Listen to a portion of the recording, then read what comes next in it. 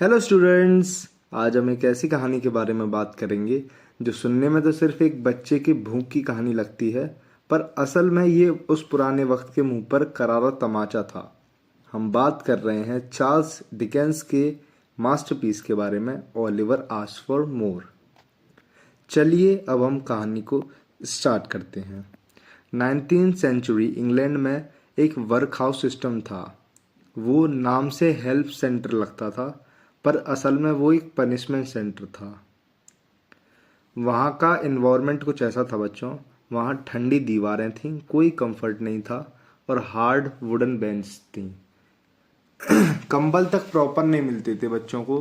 Smell, गंदगी, पसीना, भूख का मिक्सचर, ऐसी कुछ उनका अंदर का इन्वायरमेंट था उस वर्क हाउस का। फैमिली को तोड़ दिया जाता था, माँ बाप बच्चे अलग। ज़्यादातर अनाथ बच्चे आते थे उस वर्क हाउस में। वहाँ का एक सिंपल सा रूल था बच्चों कि कम खाना दो और काम ज़्यादा करवाओ। मतलब आपको खाना कम दिया जाता था उस टाइम के बच्चों को, और काम उनसे बहुत ज़्यादा करवाया जाता था। उनका रोज़ का रूटीन था बच्चों।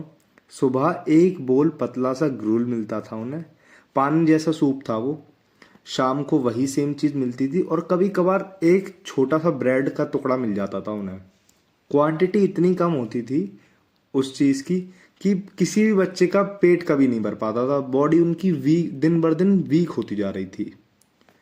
बच्चे अपने एम्प्टी बोल को इतनी पता है, इतने उस जो उन्हें बाउल मिलता था जिसमें सूप दिया जाता था, उसे इतना चाटते थे कि उसे धुलने की ज़रूरत नहीं पड़ती थी। उन्हें अपने बॉल में अपनी रिफ्लेक्शन दिख जाती थी। इतने जैसे कुत्ता चाटता है ना अपने बॉल को जब वो खाना खाता है पूरी तरीके से, ऐसे ही बच्चे चाटते थे।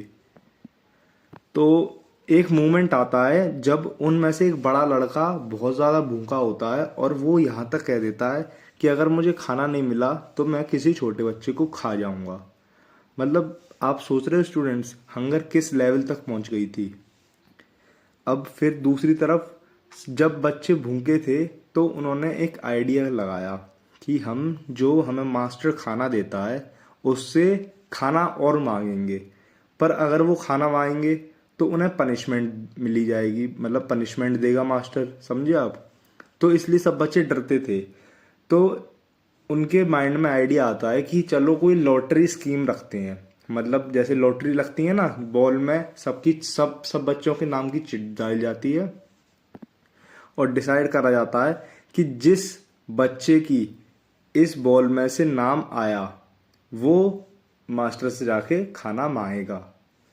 अब जब सब कुछ हो जाता है, जब चिट निकाली जाती हैं, तो हमारे ओलिवर जो हमारा मेन कैरेक्टर है चैप्टर का, उसका नाम आता है।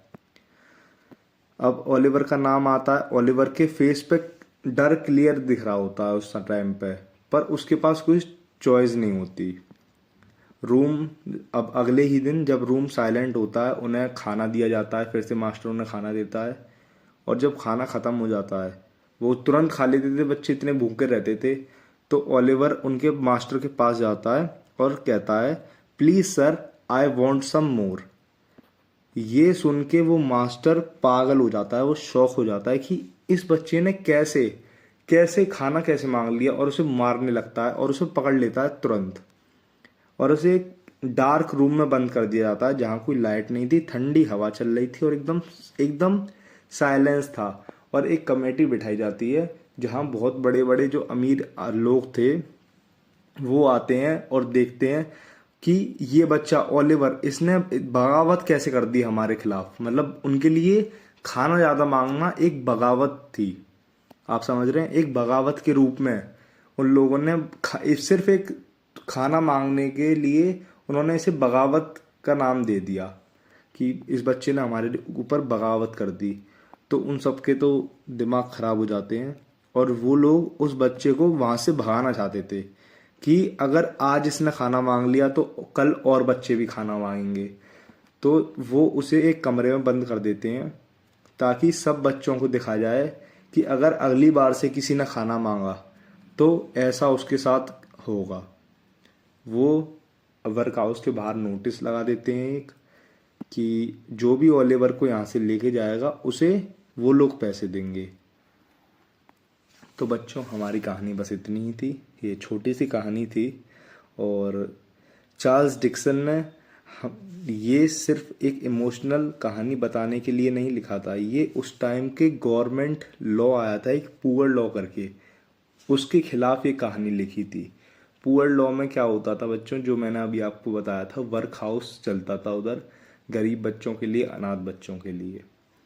उन्हें वहाँ रखा जाता था और उनसे काम करवाया जाता था, उन्हें कम खाना दिया जाता था। तो इसलिए ही चार्ल्स डिक्सन ने हम उनके लिए एक कहानी लिखी थी। तो बच्चों अगर आपको कहानी अच्छी लगी हो तो मेरे चैनल को सब्सक्राइब करिए और हमें सपोर्ट करिए बच्चों। Thank you.